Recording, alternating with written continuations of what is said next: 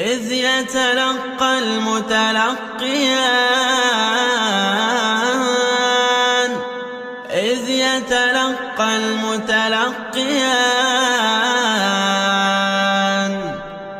يتلقى المتلقيان عن اليمين وعن الشمال قعيد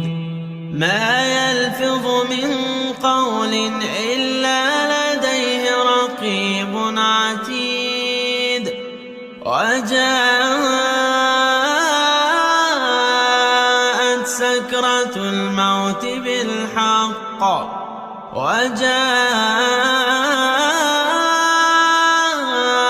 سكرة الموت بالحق ذلك ما كنت منه تحيد